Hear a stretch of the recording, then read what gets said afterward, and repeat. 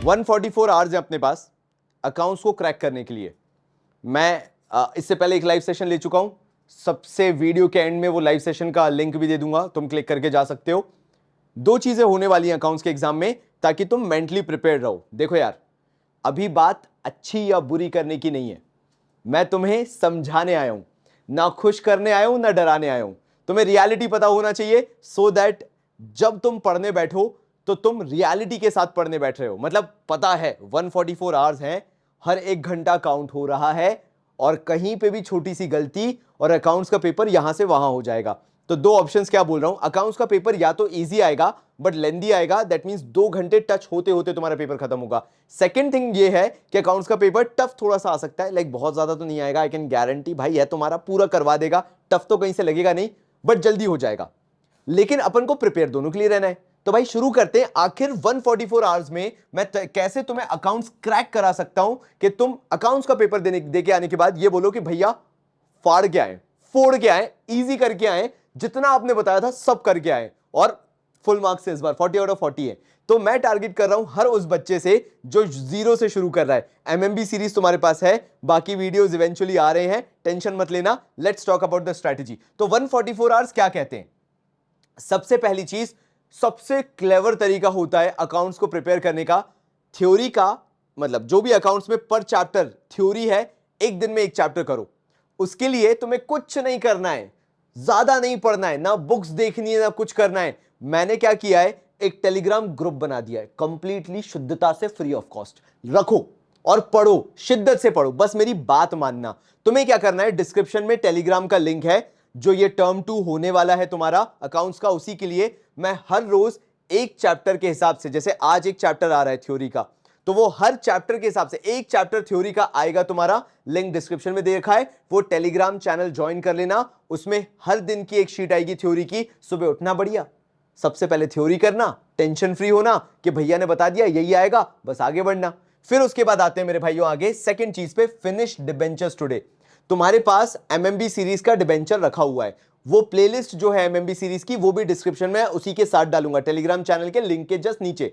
तुम्हें क्या करना है, वहां से उठाना है डिबेंचर्स पूरा और डिबेंचर्स पढ़ डालना है, पूरा का पूरा पढ़ डालना। और कैश फ्लो कल निपटा लेना, वो भी तुम्हारा एमएमबी सीरीज में हो चुका है। ये दो चैप्टर्स तुम्हारे किस में हो जाएंगे, एमएमबी सीरीज में।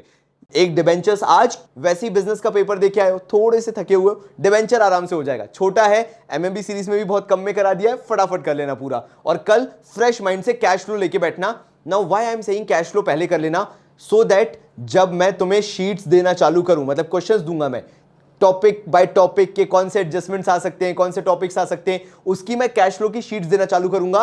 And you need to practice, उसके लिए टाइम लगेगा, इसलिए मैं बोल रहा हूं कल यानी 18 तारीख को कैश फ्लो तुम्हारा खत्म हो जाना चाहिए। फिर आगे बढ़ते, अभी तो और देखो, पार्टनरशिप एक दिन में खत्म करना है। रिटायरमेंट डेथ डिसोल्यूशन तुम्हारा 19th को खत्म हो जाना चाहिए, पढ़ पढ़ा के एमएमबी सीरीज के साथ साथ। एमएमबी सीरीज के वीडियोस आएंगे, उनको देख के तुम्हारा रिटायरमेंट डेथ और डिसोल्यूशन पार्टनरशिप एक दिन में खत्म हो जाना चाहिए। फिर आगे बढ़ते हैं, उसके बाद keep NPO for the last. अब मैं एनपीओ लास्ट के लिए क्यों बोल रहा हूं भाई, बहुत चालाकी वाली बात कर रहा हूं यहां पे। स्मार्ट वर्क सुना है तुमने, हार्ड वर्क नहीं करना ना, स्मार्ट वर्क करना है।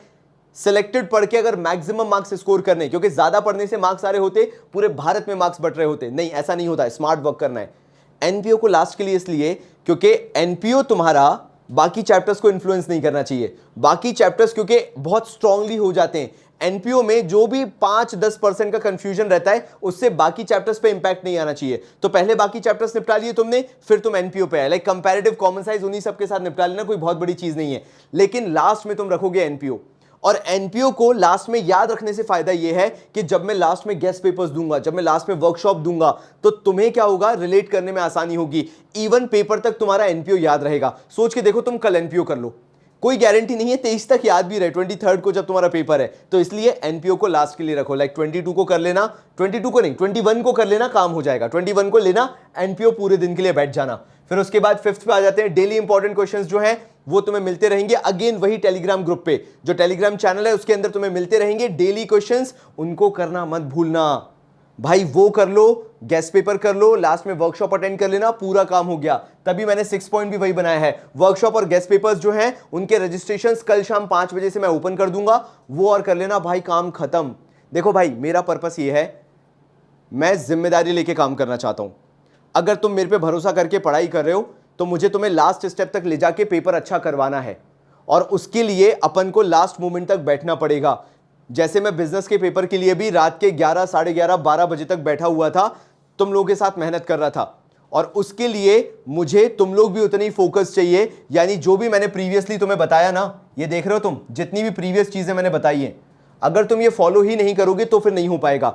तो मैं तुम्हें एमएमबी सीरीज के साथ जो थ्योरी है उसकी अलग शीट्स, जो इंपॉर्टेंट क्वेश्चंस हैं, जो बिल्कुल इवन मैं तो ये कहूंगा कि वैसे के वैसे आएंगे पेपर में। जिन्होंने बिजनेस स्टडीज का किया उनको मालूम है, जिन्होंने रात के, मतलब आज बिजनेस का पेपर था, कल रात को जिन्होंने वर्कशॉप अटेंड की थी उनको मालूम था। मैंने बोला लेजोस्फीयर पेपर में छप के आया था, मैंने बोला कंज्यूमर प्रोटेक्शन का डायरेक्ट क्वेश्चन छप के आया था, मैंने बोला डिविडेंड के फैक्टर्स अफेक्टिंग छप के आया था। सीधे सीधे क्वेश्चन आते हैं, तो उतना भरोसा तुम्हें रखना पड़ेगा।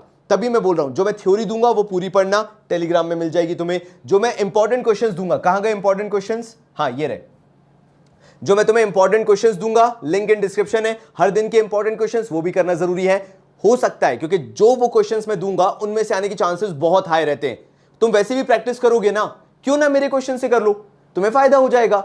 अगर वैसे के वैसे फंस गए तो तुम कितने बेनिफिट में रहोगे। स्पेशली कैश फ्लो की बात कर लूं मैं, एनपीओ की बात कर लूं, डिसोल्यूशन, ये तीन में तो मैं वैसी गारंटी कर रहा हूं। बाकी में थोड़ा बहुत प्लस माइनस हो सकता है, रिटायरमेंट डेथ में हो सकता है, मैं मानता हूं, डिबेंचर्स में हो सकता है, लेकिन ये तीन में तो मैं गारंटी बोल रहा हूं, जो क्वेश्चंस दूंगा वैसे के वैसे आएंगे।